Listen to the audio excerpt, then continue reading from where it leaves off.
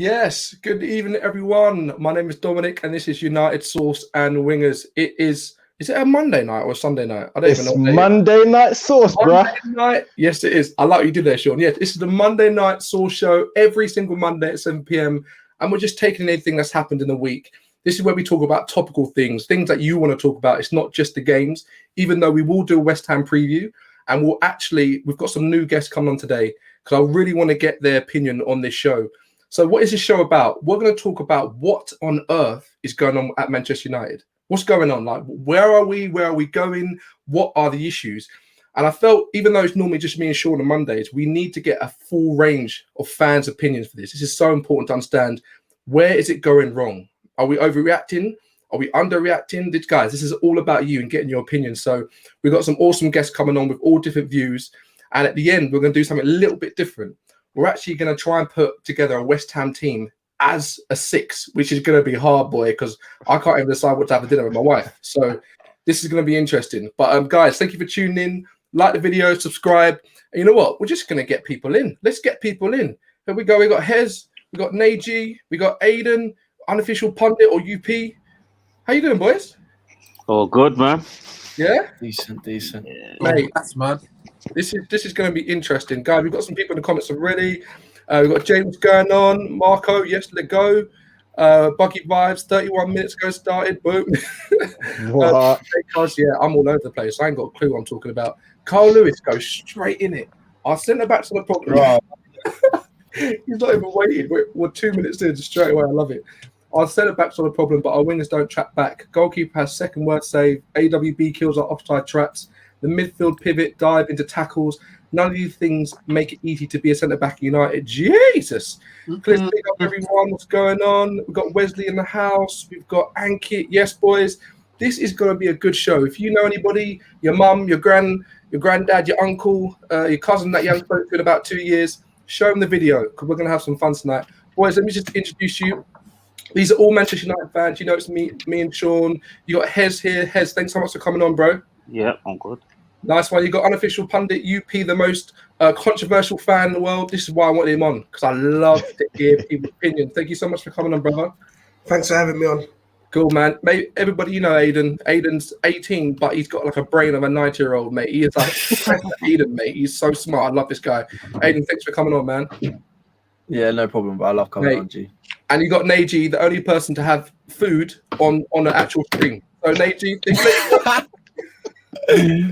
there you go. You got Naji, who's probably one of the most passionate fans I know. So guys, we're going to get straight into it. I want to talk about what is going on at Manchester United. And I've said 5 things wrong at Manchester United. We're going to get straight into it. And I want to Put the glaze of them, Bon Edward and all of them thing there. Okay, there you go. There you go. He's had a couple of super malt. Sorry about that. If you don't know what you know what it is. It's got a lot of sugar. So we're going to get into it, right? All right. Thinking of how do I choose the 5 things that are wrong? I'm thinking about everything that's going on. I look on Twitter so much. I look at all the fan channels, and I'm trying to aggregate all the things I think people are thinking about the most. It might be wrong, you might be right, but we're just going to use this as a sort of pivot and a stimulus to talk about 5 things wrong at Manchester United. So let's get straight into this. The first thing I want to talk about is problem number 1, the board. You can see it right at the top there. What is happening with the board? We talked about the game yesterday. We've all seen the game with Brady and stuff like that. You know what, Aiden, I'm going to start with you. What do you think? How do you think this whole board situation, as like not just even now, but in the past, set us up to be in this position where it's just so unstable? Well, you know what they say, like problems come from the roots and they come from like the higher up. They come from the like innate issues. And to be honest, like the Glazers are that issue. Like, you know, you can do what you want in terms of like trying to paint over cracks, but you're still going to have the Glazers as an issue. Like, you know what they say, surround yourself with people that you want to be and you want to aspire to be. If you're surrounding, you know, the club with the Glazers and the Glazers mentality, that's what's going to come off on the players and everything. You know, they don't prioritize the club. You know, he's at the bloody Super Bowl, but I didn't see him in the Europa League, did I? I didn't come to see. So I think it's just like, it's a prime example of like the root of something basically messing up everything else. And you can even see it with stuff like, what did they replace Ronaldo with? Valencia or something, and that flops like Michael Owen. So, you know, it's been going on for ages and it's systemic. And when it's the root, it's really, really hard to paper over. And that's why we're seeing so many managers and players just flop. So, yeah, there's a massive issue. UP, what are you thinking about the board? Is it the actual board? Some people would say, wait a minute, we spent a lot of money over these years. We spent a lot of money. Like, is it the board's problem that the managers who were really good at that time couldn't get it right? Or is it something different? What's going on? I think it's the whole setup, to be honest with you. You've got bankers and lawyers doing the football part, which they haven't got a clue about. Bankers. You've got they put the wrong person in charge. I think Man United is not the Man United we want it to be, or know it to be. The minute you let Ferguson and Gill leave, you put a banker in charge of that part. You get David Moyes in, who had never beaten, back then it was the top four, he'd never beaten the top four away in 10 years. Like he'd never gone to Old Trafford or Highbury or Emirates or anywhere like that and beat them. And in 10 years, surely you're going to nick one of these games. Then I think that what they did after that was they just tried throwing money at it to try to buy their way back to the top. That didn't work. And it's just been all over the place. Like, you might like some of the players, but Rojo, Blind, Herrera. Like, I'm not being nasty, whether you like Herrera or not. Was he really the player Manchester United needed at that time? Was he proven enough? Was he the best midfielder we could go and get? Rojo and Blind, a lot of people didn't even know who they were. They just see them in the World Cup. Man United have bought them. Like, no experience in the Premier League.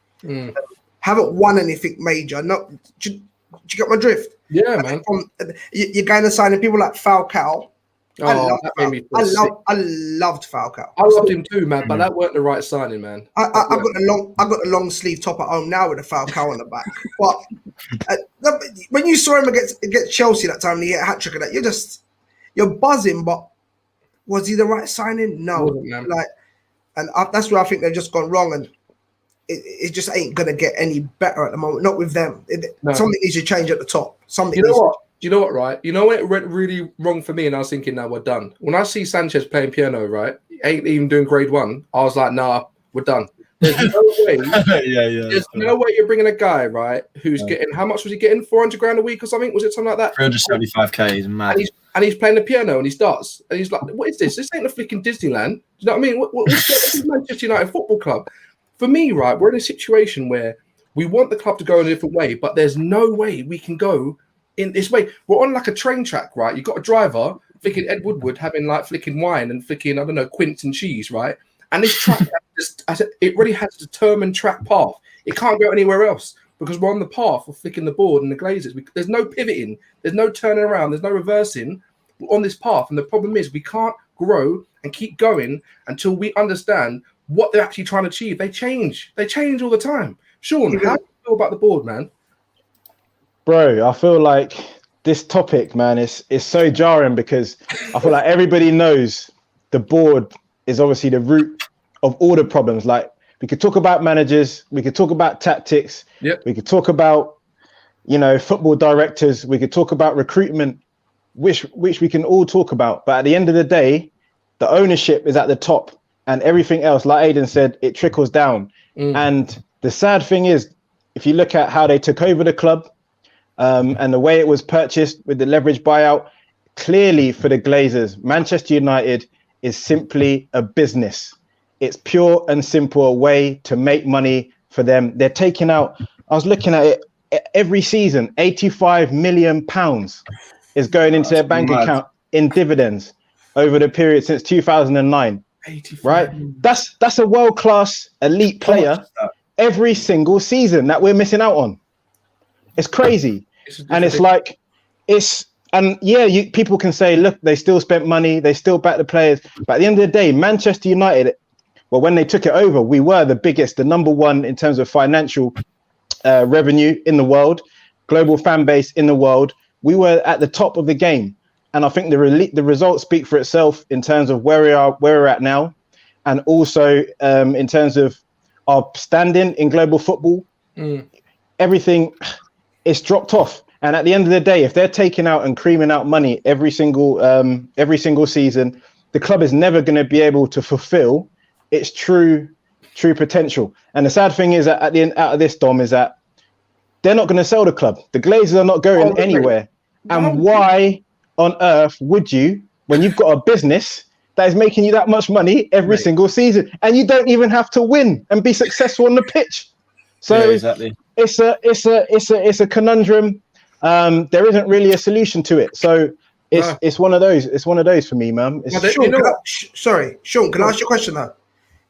I agree with what you're saying. You've not said anything wrong, but anyone who buys Manchester United at that price want to see money back. And that's the truth, unfortunately. And that's how big we've become, where the owners that bought City, they bought City to make City what Manchester United are. 100%. If they get to that point, that's when they want to start seeing the fruits of what they invested in. That's the issue of being. Unfortunately, that's the price you pay. It's like a lot of people say we're so hated. We're so hated because we're the biggest club in the world. Absolutely, unfortunately, and something I want to say to Dominic as well was, but he came to you, that we even broke the whole wage structure with the Sanchez and all that. We destroyed everything Ferguson had built, and Gill and all them people we had built. They just shattered it. They just shattered it. Disgusting. They're making money, and that's what they bought Man United for. Unfortunately, that's what it is. That's what it is. They're not going nowhere. Mate, they aren't going. I'll be honest with you. If I was them, I'm a businessman too. I'll do the same thing. I would do the same thing. If I was, I'll be honest with you. Not take off my fan hat because they don't support Man United. They probably thought Liffey and Leicester. I don't know, right? It's a business. Take off your fan hat. It's a business, guys. You all work in a business faction. You've got to bring results in terms of money, so you can buy an island. Do you know what I mean? I don't care if some people kicking a ball in net don't do well. Look at my balance sheet. But that's the problem, because what we've lost over this period is what made the game so special. Us.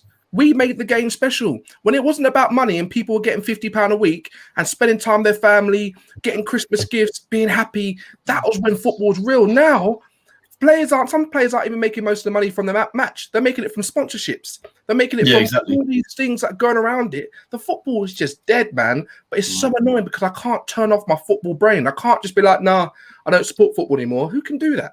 Hez, how you feeling about the board, man? Because I don't think they're going anywhere, bro. I like what Sean said. I like what UP said. For me, like you said, the board ain't going nowhere. They're not going nowhere. So it is down to a person. It was down to a person with managerial experience, such as, for instance, David Moyes came in and he destroyed the whole structure, got rid of the backroom staff, etc., etc. The reason why we brought LVG in is because he's been a sporting director. He knows how to build a club from the ground up. But the problem is the board do not back our managers for long enough. I was looking at something the other day, and Klopp came into Liverpool and he finished 8th, 4th, and then finished 2nd.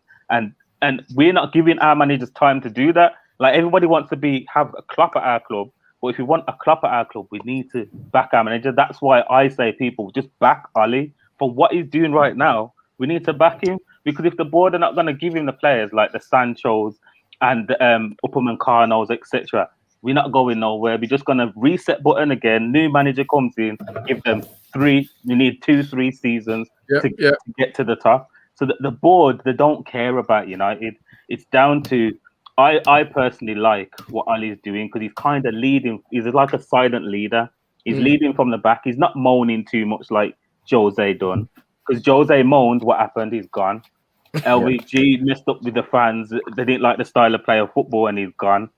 And Ali, he's been nearly sacked how many times? Mate, he's literally been on the cusp so many times. And he keeps doing this thing when he's a bit nervous. He goes, in the interviews, he keeps doing that thing. But when he's not nervous, he's like, you know what, I got this, man. I'm the best manager that this club's had on an overall basis. Like, I mean, in terms of what I've done to get rid of this, that, and trying to bring in youth and stuff. But we're going to come into that in a second. But yeah, Hez, I completely understand you, man. This is the point here. If any of you know Carl Lewis from Twitter or anything, right? He is very, very straight to the point, right? I don't know if any of you are watching any of those Married at First Sight, but there's a chick on there that is. She's very, very, very straight to the point, right? Carl, right? No, on an honest level, they've given every manager since Fergie retired a I'll massive respond to that. amount of money to succeed. And by the way, when I said chick, I didn't mean like that. I call my wife chick. By the way, I love everybody. No, on an honest level, they give every manager since Fergie retired a massive amount of money to succeed. Jose over 300 bags, Ollie 250, LVG over 200. What amount would make you happy? Neji, take this point, man. Bro, I keep talking about people saying Ollie spending this. If you know Manchester United, go and search a guy called Matt Judge. Yeah, no one talks about him. No one talks about him, you know. No one speaks about this idiot, bro. Matt Judge is Ed Woodward's right-hand man. From 2015 or 16, he has been the one, because Ed Woodward's the one who seals the deal, yeah? He gets the big name. Matt Judge is the one who deals with the finances and who actually gives these contracts out. So when you see stupid contracts like Matic and Phil Jones, it's Matt Judge. When you see the contract that Sanchez had, Matt Judge finalised it. When we signed Pogba, when when Jose's sideman was saying we were doubting over getting Pogba, Matt Judge signed it off. Matt Judge is the banker in all of this. He is the one signing off ridiculous amounts of money. He's the one messing up the wage structure. Now, what we need to understand is with this board is not going to go nowhere, as we've said, right? And Ed Woodward, unfortunately, is going to go nowhere. And I'll tell you why he's going to go nowhere. Because the Glazers have an agenda to make money from Manchester United. Ed Woodward is the one that managed to help them get United. From that, he's the one who's saying, right, okay, Joe Glazer, other Glazer, Idiot, other Glazer, this is how much you make me, this is how much you look like, you're doing okay. There you go, this is how much you're going. And I'll just go do a stupid statement every 2 years and say, listen, we've got all the money in the world to do this, and this. I think he's talking about the Buccaneers, in my opinion. He's definitely not talking about United. 100%. He's not talking about how good United. But ultimately, what we're seeing is the Glazers are going to be happy with Woodward. The Glazers are happy with him. It's their club. They are happy with him. They're happy with him because he's bringing the right finances in and he's managing the balance books. And Matt Judge is having free reign, doing whatever he wants to do. So ultimately, you've got this never-ending cycle at the top. Everything underneath, like from Ollie downwards, useless. It's not going to happen. So I kept saying to people saying, oh, we can get a new manager in and play a better style of football. I guarantee you, what manager comes into Manchester United, and is not going to spend up to 150, 200 million in their time anyway. That's fact. That's given you at Manchester United. We get cream for players.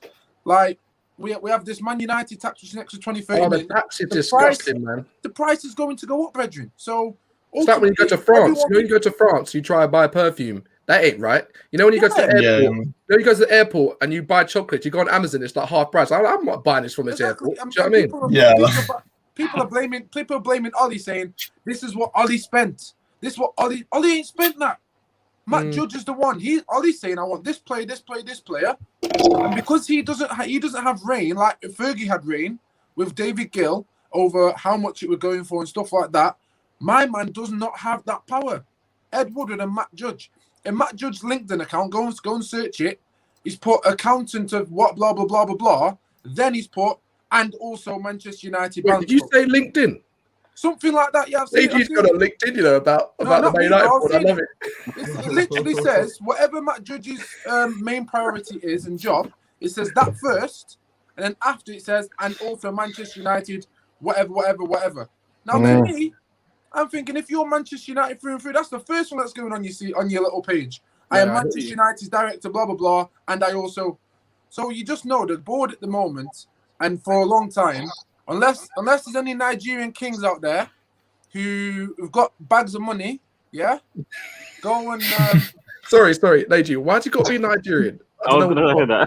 I got quite a few Nigerians who say that they're gonna buy Manchester United. No, but they talk to me about uncles and aunties off air. And they got quite a bit of money. If you know anybody Nigerian who's rich for AG, just to buy Man United, let us know. Anyway, guys, like the video, guys. Thanks so much for joining. Whenever you watch it live or later on, we're making a cup of tea. I don't know, making a cake.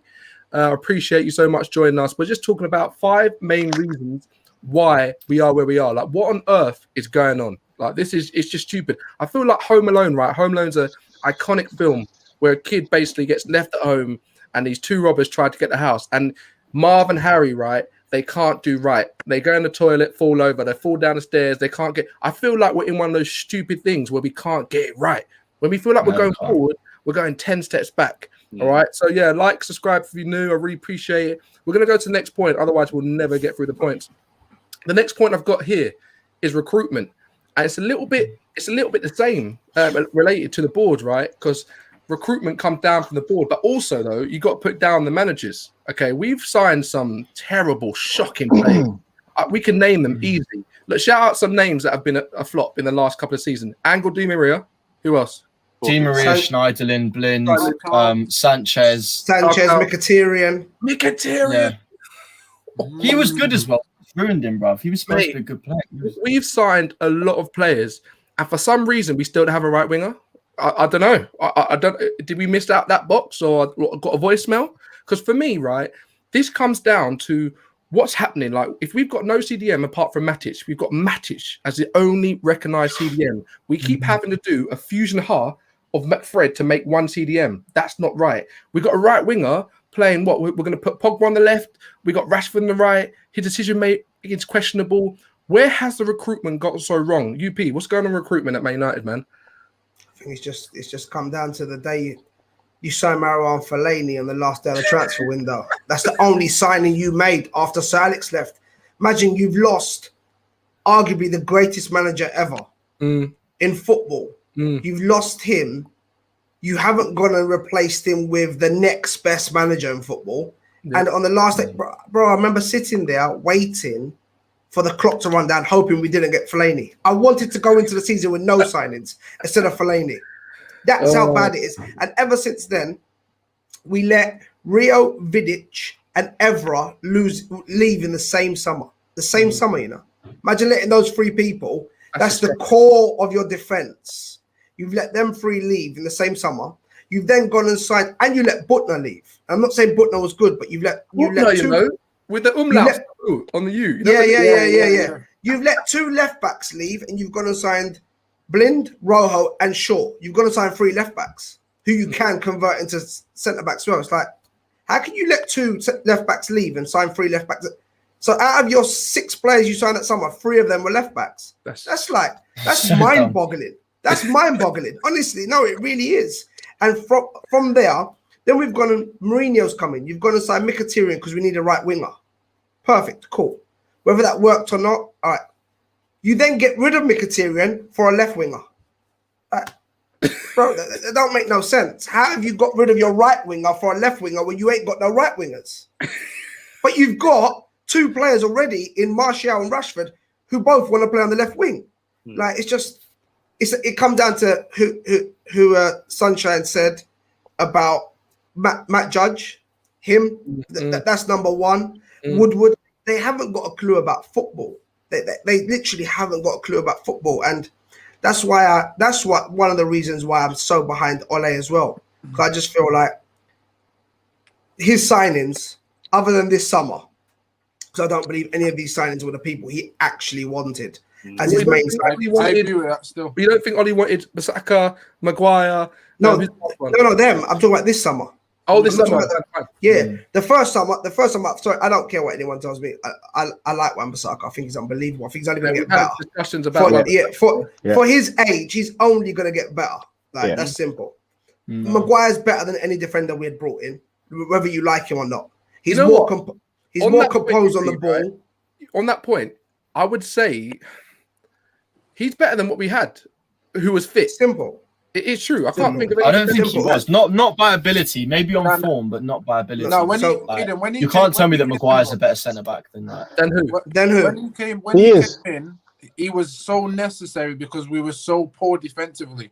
But now, especially aerially. But now aerially, was diabolical. We still are now in other areas. That's the problem, isn't it? But if the ball goes near him from a corner or free kick, if it goes near his little section, he's winning that header. Very rare you see him. It's a conversation. We're on recruitment, but ultimately. So Dan James, I don't think was a bad signing. Why? Because he's not a starter. He's a squad player. You're not gonna have Sancho as a squad player. You're not gonna have Grealish as a squad player. You need squad players. Dan James is a squad player. I guarantee you, if Dan James was under Sir Alex, no one would be chatting shit because Sir Alex would know how to get the best out of it. And Sir Alex would have a better team. We had Chris Eagles in the Man United team. Chris Eagles would come on and do a thing because the team was that good and Sir Alex was that good. And Dan James cost 15 million. And now I'd rather take Dan James for 15 million than Pepe for 72 million, who's struggling. I've got no problem with Dan James, man. Dan James is not a problem at Manchester United. And then Bruno. So the recruitment's been better. Like then we got Bruno in the January recruit. So just those 4 signings there, good signings. This summer, unfortunately, I feel like the board have done it again. As soon as we get to that point where we know, do you know what? Share price is going to go up, so they're going to make more money. But Man United can kick on if you spend some money. Now, our marquee signing will be a 33, 34-year-old, 4th choice striker at PSG. Yeah. And look at now, all the people that are Glazers out, their DP picks are Cavani. No, whether you like Cavani or not, you should not be condoning this signing. No way. If you sign Cavani with Sancho or with Grealish or with any other winger you could think of that's a top world-class winger and you sign Cavani, bang in business. When Cavani's your marquee signing, after you just got 3rd, and you've got to close the gap now. No, it's an embarrassment. It's an absolute embarrassment. You know I can't disagree with what you're saying there because this is what I'm talking about. This is the shambles that we're in. There's so many moving parts. But this is something I want to move on to, right? We could talk about recruitment all day long. We know that we need players. We've got players playing in the wrong position so many times. We talk about all the time. No one's playing in their right position. It's embarrassing. If they're not playing if you're playing football, I know Sean played football, I played football, I know Najee did, I'm not sure about you guys. If the manager goes to you, hello mate, go all right, come on lads, here's your orange juice, go on, freaking go out there. Oh Dominic, I want you to play right back. I'm like, I don't know how to play right back. What are you talking about?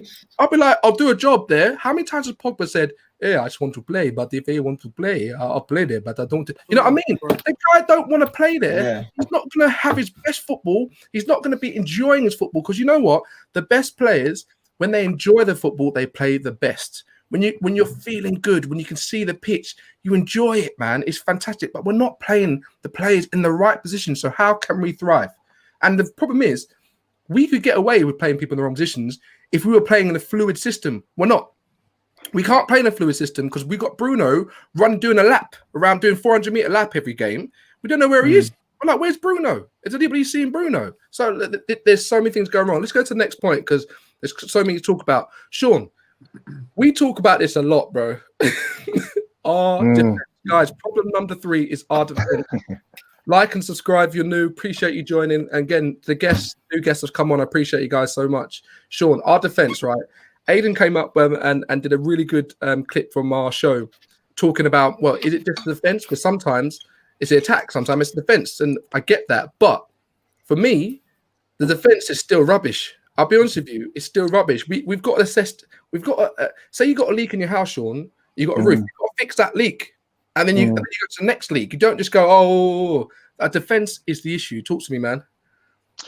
Bro, the defense, the defense right now is the clear weak link in this team. Like it's the clear weak soft spot underbelly in the team, and I don't think anyone's blind or oblivious to that. You know, as fans, we can all see it. So you're damn sure that Ollie and the coaching staff are aware of it as well. Yep. Now, what do you do about it? It's not easy because I feel like when Ollie came in, the season he took over, we conceded 54 goals that season in the league in 38 games. That is horrific. 1.4 goals per game. That's poor. And man. I feel like that was reason, obviously, Jose had wanted a centre-back, wanted Maguire a season before we got him. And obviously, we eventually brought him in.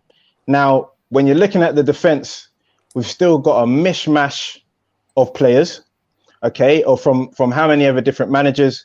We've obviously now got out Rojo, but if you have Rojo, Jones, Smalling, Bailly, Lindelof, these are all mishmash of defenders. We've tried different partnerships. We've tried different combinations. At the end of the day, none of them have worked. None of them have been good enough. So Ollie's come in, and it stems from the poor recruitment, right? And it stems from everything's been disjointed. So I feel like Ollie came in, bam. I need a centre back. He's brought in Maguire, who was supposed to be that guy to come in and basically start to build a defence. He's brought in Wan-Bissaka as well to go alongside that. And I feel like last season that provided us with a lot of stability in terms of we addressed the situation with regards to conceding. Now, where we're at now, I feel like Maguire is actually created a problem because Ollie's backed him so heavily. He's made him the captain of the club and he's almost backed himself into a corner, right? 80 million pound centre back. Okay, he can't control the price tag. Obviously, there's United tax, which goes on top of that. But at the end of the day, that's how much this club is invested in this guy. And yes, I agree with an unofficial pundit when, in terms of the defenders that we had, and I would agree, and I would say that Maguire is definitely now our best centre-back. For all his flaws and for all the weaknesses in his game, he is still, for me, the best of the bunch when you look at overall in terms of his reliability, his consistency, and the overall aspects he brings to the game. Should he be our captain? Absolutely not. Should he be the mainstay of a title-winning side? I feel with the right partner, potentially you could get away with him. But ultimately, I feel in the modern game, his lack of pace is a problem. His lack of pace is a big problem, and it's very difficult to master that. So I feel like where the defence is right now, we need not just one centre-back. I feel potentially we're going to need two centre-backs, elite centre-backs that are dominant. Like I said it before the Everton game, like we haven't got a player that can handle Dominic Calvert-Lewin. Yeah, now, for me, that is a problem because we're not talking about a Lewandowski. We're not talking about one of the top strikers in the world. We're talking about Dominic Calvert-Lewin, who's a decent player. But Man United, we're not just trying to be decent. We should have a defender who can deal with him one-on-one. Those balls shouldn't be going into the channels and causing us a problem. So, for me, Maguire, Lindelof, Bailly, Phil Jones, we haven't got good enough centre-backs.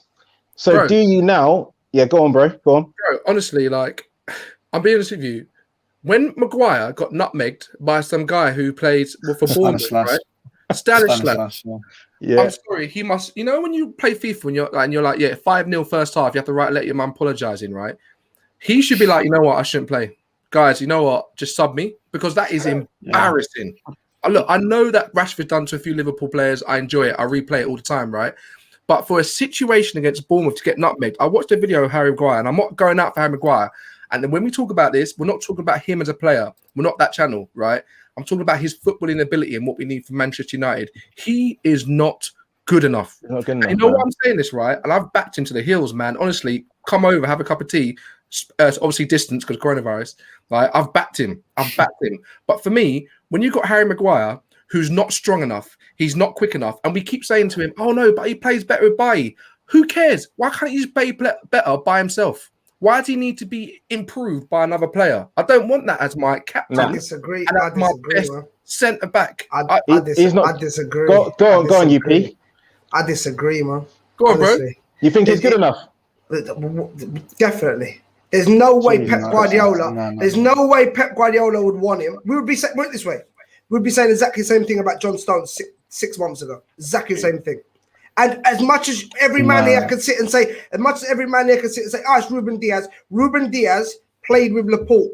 They looked like ball spastics. Sorry to say it like that. Ruben Diaz is now playing with John Stones. I'm not saying it's all John Stones because Ruben Diaz has been good as well. They look like the perfect partnership. We would be saying exactly, listen, the stuff I saw about John Stones on there, there's no way he should still be at City. He now has the best defense in the league. If we talk about Maguire, no one wants to highlight. I put it like this. I came out of Old Trafford after we lost 2-0 to Cardiff. And I said, Smalling and Jones ain't the main problem. Everyone laughed. I said, Smalling and Jones ain't the main problem because we wasn't scoring enough goals. I said, watch, we'll buy more centre-backs and it's still nothing's going to change. And that's what happened. Even before that Cardiff game, we'd already bought Lindelof. We'd already bought Bailly. We'd already been through Rojo. We'd already been through Blind. Now we're talking about Maguire in the same light. Why is that? We've changed every component in our defence. We've changed every component in front of our defense. The only what's part left? we haven't changed to our defense is arguably the worst goalkeeper in the Premier League currently.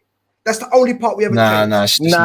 Calm down. He never bows his defense out. He never bows his defense out. One second. Aiden, come in. Well, I know you're you're like a staunch Ole and an unofficial. But to be honest, you're basically telling me that it's not the personnel, it's the way we're set up, and who does that? The manager. That's what you're saying, because you've said. No, he never said that. He's saying it's the goalkeeper behind him. He's saying it's De Gea. Goalkeeper behind him. Okay, let me I'll give you an example. I'll give you one little example. Okay, let me. Go on. Now I'm saying, in the modern game, defenders that want to defend don't really exist that much anymore. The eras of Maldini, Nesta, Baresi, they don't exist anymore. They're gone. It's not about Vidic and Rio. It is about ball players that have a good system to support them. If you look at Bayern, are their centre-backs that good? Alaba, he's a left-back, bruv. But he works in that system because... Who bails them out? Can you let me finish? Them out? Can you honestly, please? He works because in their system, Bayern not only retain possession, but they also regain it through pressing that we don't have. They don't have a system where we retain possession. It's not about individual centre-backs. The problem that we have is they're left to be exposed because we cannot retain the ball for long enough. If you literally have a team where you can never retain the ball, but then that's on the manager. But that's not on Maguire. That's not on Maguire. No, it's part of the problem. Number one, that's not on Maguire. Number two, I look at it like this. We conceded 14 shots on target in our first 3 games. Whether it was Maguire and Lindelof or whether it was Maguire and Bailly. We conceded 14 shots on target. This season? De Gea, in the first 3 games. De Gea let in 11 of them. No match fitness, bro. I can't even. Listen, I'm just giving you an example. I'm talking about De Gea letting in 11 out of 14 shots. Against Everton, they didn't have a shot on target in the first 48 minutes of football. Let me finish. Their first shot on target was given to them by our goalkeeper. Not only that, this season he is second lowest. So out of 20 goalkeepers, he is number 19 for saves or shots on target. He is number 19. And then we can go through it. Oh, listen, there's loads. Do you know he's in 21 games that he started this season, he's made 2 high claims. 2. That means he's come out and caught the ball twice in 20. That's once every 10 games. But the thing is, the thing is, like, you got to realize that this was happening when De Gea was in his prime. He was just covering up because he was so good. I think what you're trying to make the argument is now it's happening because of De Gea. No, it wasn't. De Gea was getting peppered with shots 2 years ago. This isn't to do with anything apart from the fact that we're not organised and we don't retain the ball. So De Gea is good enough to be in goal for Man United? No, okay, but I'm saying about defense.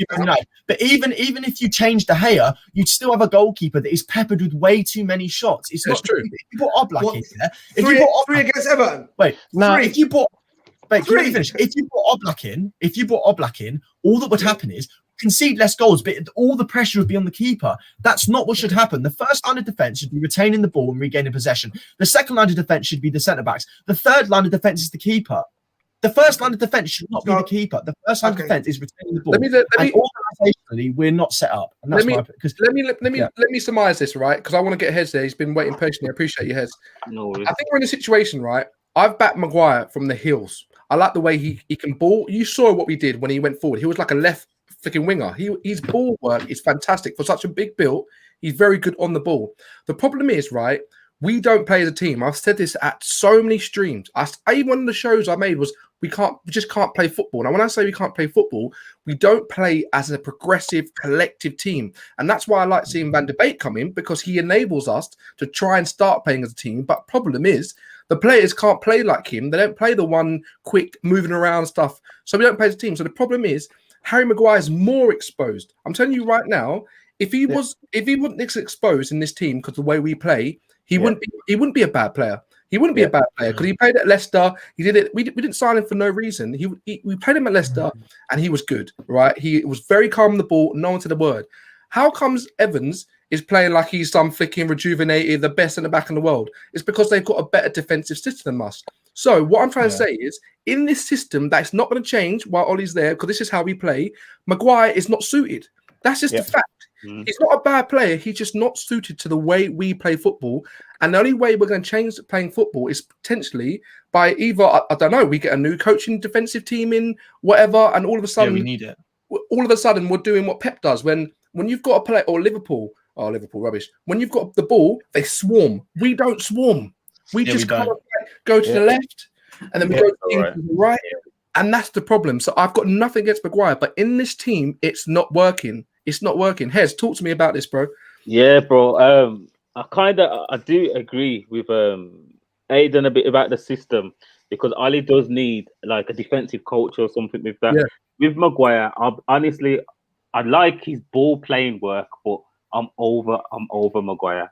I'm over him because he is too slow. Like he does mask it when Bay's there, because Bay covers up everything. Yeah. He can. Like, I've watched compilations of Bay, and literally I've seen him against Messi, I've seen him against Ronaldo, and he deals with all of them. With Maguire, we need to be ruthless, like Pep did. Pep brought in a centre back, and it didn't work, and he changed it. That's what we need to do with Maguire. We've invested too much in Maguire, and if Bay could just stay fit, he irritates. Nah, let's not do if. They can't do if anymore, because he's had too many ifs, man. I'm sick of hearing that. How many? We can't rely on him. Nah, it's true. I'm with you, because I've got friends that love Bay to the hilt. But I love Bay. I said he's too injury prone, and the problem with Maguire and Lindelof is when Lindelof came in when we didn't have Maguire, where was Lindelof playing? He was left centre back. That's his position. It's not right centre back. So that's why it don't work. It don't work. We need new defenders to come in with the pace of Bailly, the strength and the balls that Bailly have. But as well as that, they need to be leaders, because that third goal that went in at Everton, I know UP you're backing Maguire, but he kept him on side. Everybody else had the offside trap on box, and Maguire, who's the captain. Do you remember the Rashford red card? Do you remember that red card? Martial got a red card, Rashford was going up to the referee, pressing him. He was like, "What are you doing that for?" Maguire said, "Oh yeah, he gave a red card. VAR checked it. Leave it." Oh yeah, I remember that. I didn't like hearing that. No. Bro. Watch the bro. Don't watch the edit. Don't watch the edit. Don't watch the edited clip. And all I'm gonna say is every man keeps saying that it's because he's too slow. Tell me how many times. I'll tell you. Tell me how many times we get beat by a ball over the top. And at the end of the day, the one with Dominic Calvert-Lewin ain't fucking going nowhere. But your goalkeeper's such a bum, he hands it to Decore, who's also covered. Look at it like this. In the last 2 games where we've had really bad results, Sheffield United, De Gea's fault. Number one, you come out like a little pansy and don't punch the ball, and you want to claim you get pushed in the back. Even if the man don't touch you, you're not catching this ball, you're not punching this ball. You've done it enough times. You're too scared to jump, because you're too scared to get clattered, because you're weak, you're soft. Number 2, the second goal that Sheffield United score, when we've got back into the game and we're going to dominate the last 20 minutes, what does he do? Bro, I swear to you, if I was in the stands, I'd run up and box him in his face for that. That wasn't a clearance. We've got to stick this ball. You wouldn't do that. Well, this is nobody's saying that. Right. I'm just about to say to you. So that was his mistake again. Yeah. That's why listen. Against Sheffield United, they had 3 shots on target. We conceded 2 of them. That was with Twine-Zebe. And I like Twine-Zebe, but I don't think he's ready yet. That was with Twine-Zebe. 3 shots on target, Sheffield United. They had let 2 of them in. Then against Everton, 3 shots on target again. He's let all 3 of them in. So that's 6 shots on target. You've let 5 in. Ole said it after the game. He said it very simple. We've allowed Everton to have 3 shots between our goalposts, and they've all gone in. So that's unofficial pundit. Can I ask you a question, bro? Because I'm saying 2 seconds, Neji. Are you saying so? I think we all agree that De Gea is a problem too. Are you saying that De Gea is a bigger problem than the centre backs? I'm not clear on that. You think he is? Yeah, because the way I look at it is, we had goalkeepers. It wasn't working. Van der Sar came in and changed that whole defense. Changed the whole defense. Yeah, but that was because of his leadership. That wasn't because of his shot stopping. De Gea, Van der Sar was a good shot stopper. Yeah, but he was a good shot stopper. But the thing is, he was a good shot stopper. No, he was. I didn't say he was sensational. He was sensational. No, but okay. That's the word you're looking for. Sensational. Yeah, no, okay. Yeah, but compared to, I don't think anyone we've ever seen a shot stopper than 17-18 De Gea in the Premier League. I honestly don't think. Anyway, my point is that 80% of them shots hit was straight at him.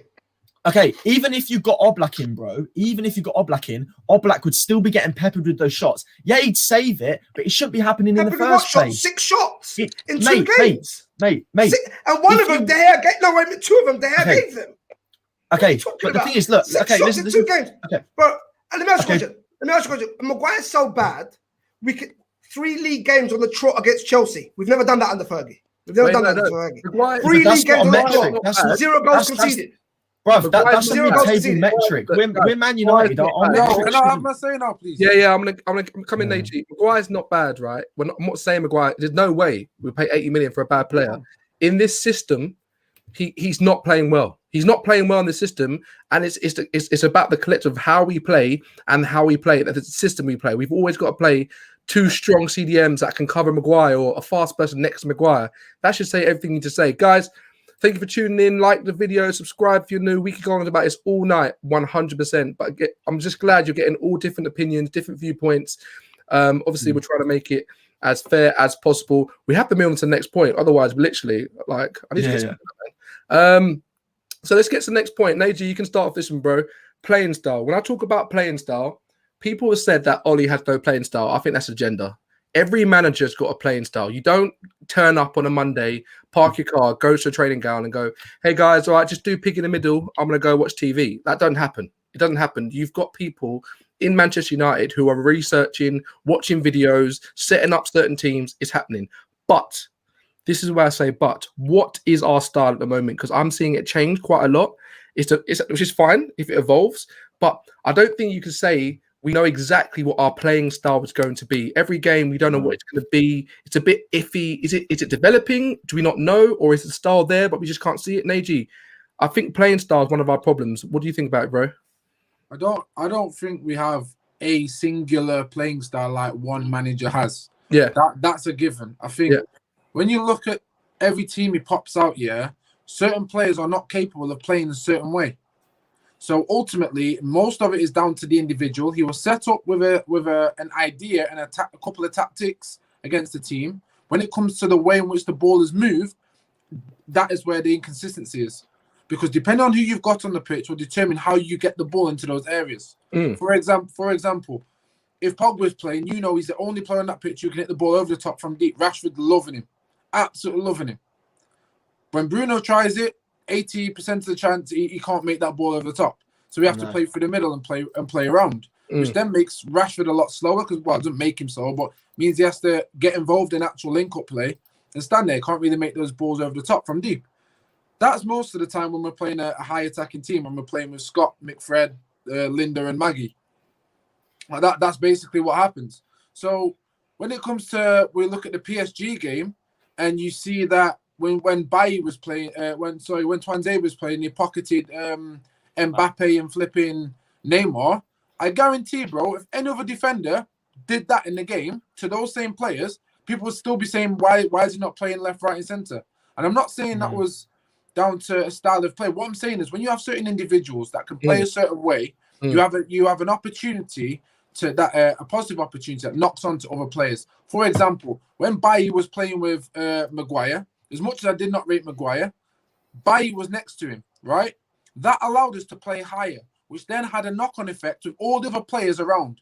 Bruno was 5 yards farther more often. Pogba was also 5 yards a lot forward more often. And ultimately, the ball over the top, when it happened, who was there? Bailly, Laters. Collected the ball because he's calm, easy. He drove straight. He went straight back through the middle, dragged the ball out of his D, through the middle, played it back into the CDM, dropped off, we're back in the same position again, playing that higher pitch and actually making those movements. So Ollie's style of play will determine based on the players that he's got on that pitch. And I personally don't think it will work for next season, which is why I've been saying we're still in a part of a rebuild and he still needs to get that first 11 ready for next season. The only reason it's working this season, in my opinion, is because we're playing game after game and players and managers like Pep and Klopp and them lot who have one style of play, who rely on one set of players, are now facing those issues where they've mainly got injuries because they can't continue that style of play. So where Ollie's adapting, it's kind of working in his favor because he's thinking, okay, well, they play like this, so I'm going to set up like this, and I've got enough talent on the pitch to figure it out and make sure we get that win, whether it's individual brilliance quickly? or team play. Yeah, go for it, Hitch. Go on, Hitch. Yeah, I just wanted to say, even backing what you're saying, I want to know, I always ask people this, what was Alex Ferguson's style of play? Because in my head, when I look at how Alex Ferguson played, it was very attacking, but he didn't like to rely on one style of play. He did, like in certain games that he played, he used the players that he has. Oh, 100%. And for me, who's Sir Alex Ferguson's apprentice? It's Ali. Ali adores Sir Alex Ferguson. It might not be working to the best of his ability now, but it's progressively working. I can see that he doesn't want to be tied down to one style of play. You're right, he doesn't want to be because he doesn't want people to figure him out quickly like that. Yeah, and that's why I get what you. This is the problem, right? This is a problem. Like, this is why he wants to get the right players in the right position to do that job and adapt. Do you remember when we played like 7 defenders in one match? Yeah, and we still won. Was that the game Pogba left, didn't it? No, we had Raphael flicking. No, it wasn't the game Pogba left. We had Fabio. This was against Arsenal. In FA Cup. Oh yeah, against Arsenal. Yeah, mate. Like Jones in DM, didn't he? Mate, I went Jones in DM.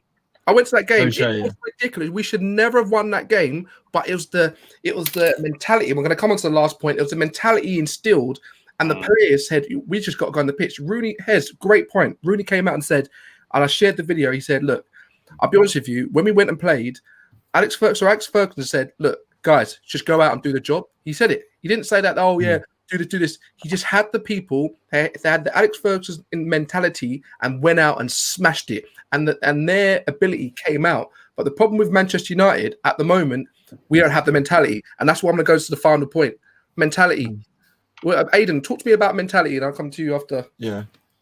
I think mentality is an issue. I think that, like I said the other day, I said, the analogy I use is like, if you're going to get loads of driving lessons, yeah, but when you go onto the motorway, it's completely different. You can do what you want about having a driving lesson. You can do what you want. But when you actually go out there, it is completely different. And this is the thing I'm seeing. I'm seeing a lot of people say, well, we got 4th, we got 3rd, X player has this amount of goals. But to win, that's not what matters. What matters is having a winning mentality and being experienced. And I think you can't expect a team to do well in pressure situations when you're buying players like Maguire, which has 2 relegations in one season, and you're buying players like Dan James and Wan-Bissaka. They're fine in parts, but you have to sprinkle a little bit of experience on.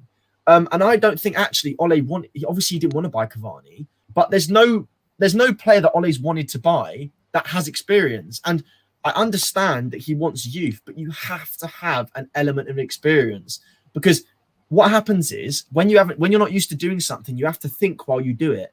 And when you think in high pressure situations, it doesn't work. You have to just play off instinct. And that's why we have to be looking at players like Alaba and Ramos. We can't be just buying like players like we have to though, bro. What's wrong with that? I can't wait to do this debate with you tomorrow. It's gonna be. I'm gonna get some popcorn on that. You guys got to tune in. You guys have got to tune in. Hey, Aiden, I want to say something to you on that mentality. Like Nasia knows me. I'm about mentality and everything like that. Big man. If you look at what Ollie's doing, yeah, I know experience is definitely key. I completely agree. That's where Cavani has come in. That's where Bruno has come in. But if you notice the players that he's brought in, Ollie, bar Wan-Bissaka, they're all captains. Like he's promoted. He's a captain. You've got Telles. He was a captain at his club. You've got Bruno. He was a captain. The mentality is there because at the end of the day, when we lost those games, we saw in the papers how Bruno was. He reacted. He was furious. Yes, he's not happy. And Cavani even came out and said, "We need to remember that we are Manchester United. When people come to play Man United, they're gonna come with the fire." Do you know what I mean? So the mentality. Yeah, but I'm not. I'm not talking about winning a Portuguese league, though. I'm talking about winning the top honors. No, it's and not I'm saying about that, no, you can't, bro. You're talking. Do you think Ramos is going to come to Man United at age? How old is he now? One Ramos. Yeah, but how old is he? He's like 36. You think Ramos is going to come to Manchester United and really give a shit? UP, we're not talking but about. mate, About can I just ask you we're something? Talking about the mentality of these players. What I'm talking about is the experience. I think Aiden, correct me if I'm wrong. Is the experience that comes with a winning mentality? There's a difference. So regardless of what league, what makes a certain player is a certain mentality. For example, we'll look at the difference. When we look at Maguire, there's part of his subconscious that has it's called autopilot. Yeah, part of his subconscious, based on the relegations he's been in, based on his mindset towards pressured moments, big situations, it's not there subconsciously. And what Aiden's talking about is that he has to think in the moment of those things. It's not subconscious, right? This is mine. This is mine. So we'll look at Nemanja Vidic. He was not thinking about anything other than his own motto is that you can fix a broken nose, but you can't, your pride gets dead or whatever. So there is a side. I hear you. But he had Rio next to him. So there is, regardless. But ultimately, I know if Vidic played with O'Shea, he would still be the same Vidic. There's no difference. He just wouldn't be as good. Ultimately, you've got two elite mentality. The style of play is different. The type of player is different. But you need a mentality that is attached to elite performance. Hez knows I've competed at the highest level in athletics. When I see these guys, and I'm seeing them in warm-up, and you speak to them, they ooze it. You ask them a question that most people would just stutter on, or they'd have to think about. These men will say, no, I am winning, and you can see it in their face. There is no filter. It's straight. But now, our defense, it doesn't have it. There are only certain players that have it. I said before in a stream with Dominic, Luke Shaw, previously, I've seen him in a few interviews and stuff like that, and he used to be sheepish. I think a couple of weeks back, before he started getting massively informed, his tone and everything switched up. There is no doubt that Bruno Fernandes has come in there and implemented a level of mentality that some players can't strive to. Now, I feel sorry for Maguire, because in my opinion, I've said to Shaw many times, I feel because of the type of person he is, type of player he is, and the expectations of centre-backs at Manchester United, he does not fit that mould. And that is a pressure that is coming on top of him from many fans. Now, Greece didn't happen for him. Greece did not happen for him. In my opinion, it would have been a perfect chance to protect the personality of Maguire, to take the captain off and say, you know what? Let's be honest, any other person would have got dropped there and easy. Yeah, well, I wasn't too sure about that. However, the mentality that he's clearly showing, shows he hasn't got it. He's overthinking in the wrong situations. He panics in the most basic defending errors, in my opinion. You look at that goal, we can blame De Gea all you want. Even if De Gea didn't come out, we could have cussed De Gea and gone, you know what? AG. Sometimes he sulks a bit. I don't like it. He sulks I've seen it too many times. He should be like, come on, boys. You know what? UP's right about and you know the thing is, though, can I just say the thing is, how many times? Just a minute. Listen, Aiden. How many? De Gea, but the thing is, De Gea tried to bring that mentality, but he was stripped of the captaincy by Ole. De Gea tried to bring what? I don't say that, bro. No, De Gea ain't got no winning mentality. De Gea's okay. Wait. De Gea's the only one that's won the league. He won the Premier League in the squad. But remember when he said after the Newcastle game, he said it simply isn't good enough. They're the words he said.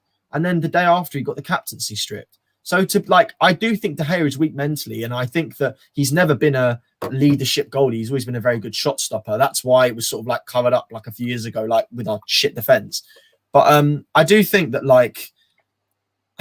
I think there is certain biases that Pogba, all the time gets slated. Like De Gea gets a captaincy taken away from him, but then Maguire can go get arrested in Greece and nothing happens. And it's just this I don't see an authority in that dressing room apart from Bruno. And the thing is, Bruno will leave. I'm telling you, he will. If Bruno doesn't see things going on, he's got 2 big contracts left, and then his next contract, he's got no resale value because obviously after you're 33, people won't buy as much.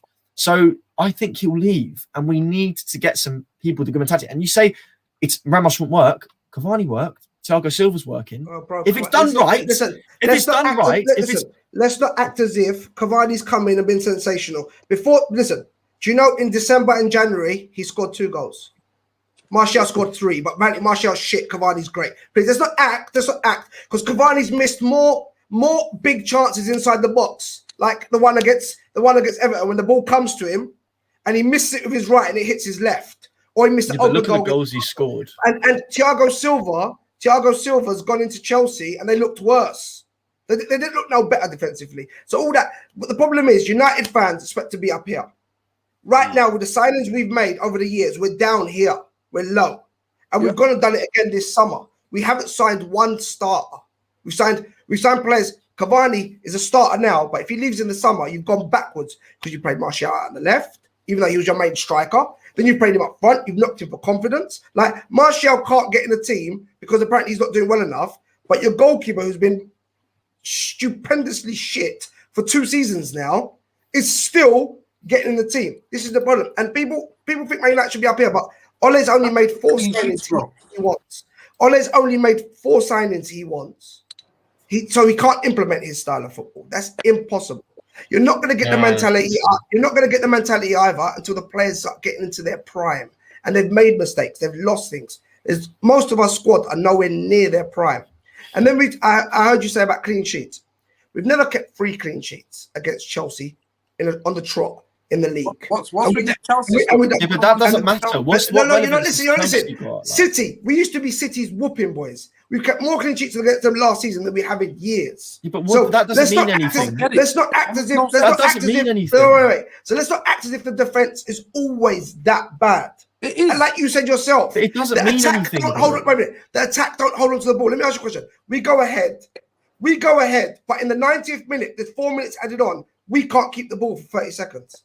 But that's what I said. That's Ole. But you won't admit that. I've literally said no, it's not Ole. He hasn't got his players. When Pep Guardiola came in, Ole's coming to Man United. One second, let me finish. Ole's coming to a Man United team that were losers. That's what they were. Don't hit me with Carabao Cup and fucking Europa League, because that's embarrassing. I don't even want them trophies in our cabinet. It's embarrassing. Real Madrid laugh at us. Like, we're fighting for the Europa League. They're laughing at us, and we're finishing 6th. Forget those. No one's won, like you said, no one wants anything like the Premier League and the Champions League. Ole's come into a loser Man United team. They're all over the place, unbalanced. Some players don't want to be there. And we expected to change it with 1-2 windows. Pep Guardiola come into a City team that had already been winning the league. He needed 10 players plus to implement his style. Because remember the first season, they were lucky to scrape 3rd. Jurgen Klopp has come into Liverpool, a loser team. He needed 5 years to implement his style. No, not 5. But Ole, not 5. What's that? Not to win 5. the Premier League. To win the Premier League in 5 years. I think what the conflation you're having is you're not having a distinction between drilling a team well and implementing a system. I'm not asking for a system. Yes, you need good players. But to drill players on a basic level to retain possession and regain it, you don't need the best players in the world. Our 2 best midfielders can't do that. Our 2 best midfielders can't do that. Yes, just one person. Our 2 best midfielders can't do that. One sec, guys. If anybody wants to have a drink of water and just calm down a bit and just relax, this is a happy channel. This is a happy channel. It's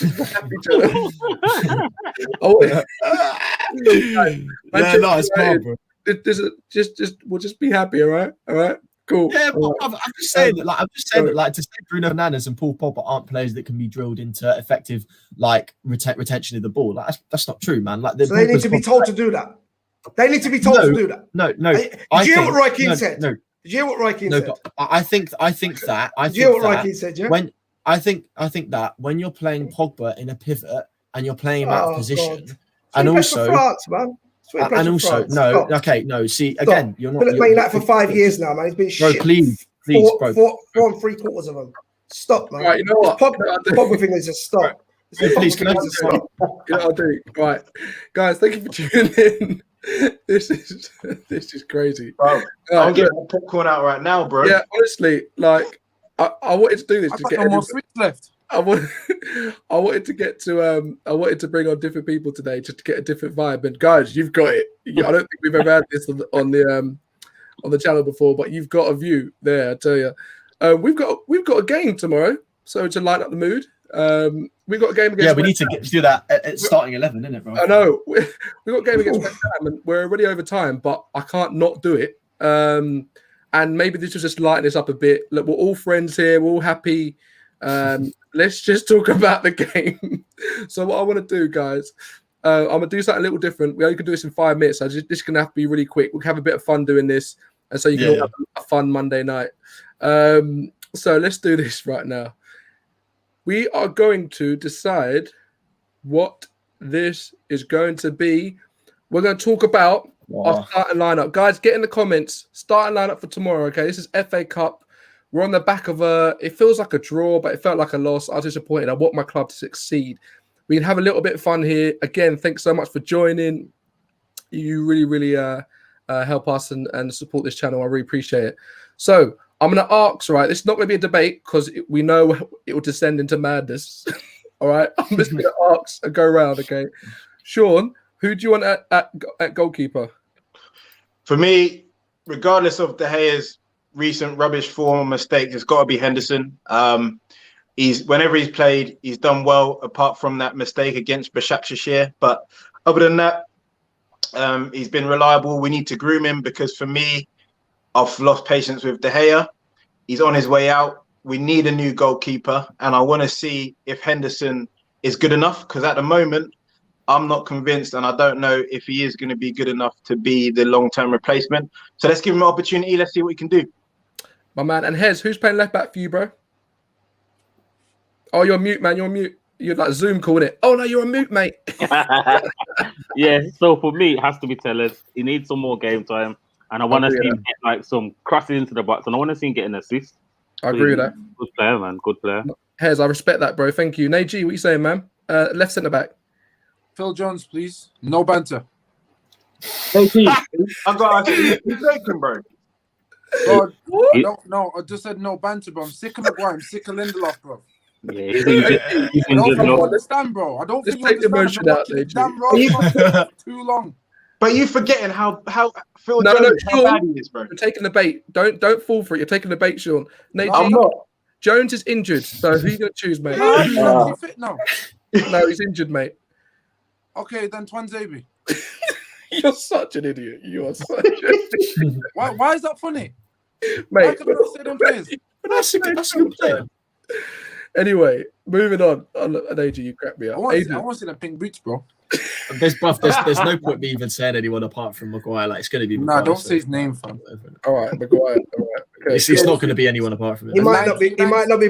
He might not be playing, by the way. The 1990 centre No, he definitely will. He could literally have had a brain hemorrhage and Ollie would still play him, mate. 100%. Like. All right, UP, what are you saying? Right back. I don't care about the FA Cup, so I want Williams. Cause I can't see AWB getting injured in this. If he gets injured, then we might as well just stop playing. Settle for fifth. All right, CDM. I'm going with who am I going for CDM? I feel like Matic has to play a game. He hasn't played. Yeah, ages. Yeah, 100%. We're giving a new contract. He had a suit. He was like, "Yeah, I'm the man." Going up to the car with Pogba. Yeah, he ain't played a game. Hasn't done anything since. He's got a suit for nothing. So Matic, play, man. Your experience. Who are we going? Sean, who's next to Matic, bro? Dom, you just killed me, man. Because I was gonna say Donny, but alongside Matic, I can't have those two slow cart horses in the midfield. So I gotta go with Scott McTominay. Okay, McT. All right. Who we got next? Head. What are you saying on the right, bro? On the right, I'm gonna say Greenwood. I want him to score a goal. He needs to score. Greenwood. I like that. Okay. And who in the middle for you, Naji? Obviously Donny ain't there, man, and I don't want Donny playing. I want Donny to be safe for the Premier League, bro. I'll be honest, but obviously he's gonna play against the FA Cups. It's gonna be Donny, isn't it? Although he's not a 10. Oh man, you're gonna get your fruit pastels after this and cheer up, aren't you, Naji? I'm gonna play FIFA, fam. 93 star. Was it Rooney, bro? Banging. Okay, 93. Yeah. Aiden, who's left? I was going to say I would like to see Martial, but as I said, I think Martial is very starved when he doesn't have a player to do give and goes with, and he doesn't with Cavani up front. Because if he was on the left, it'd be up front. So I'm gonna have to say Rashford just because I think that it starves Martial when he's not played without Rashford or Pogba. And UP, who's up front for you, man? Martial has to be, man. Martial. Let's do it. I need to see him score a bit more, man. You know what, right?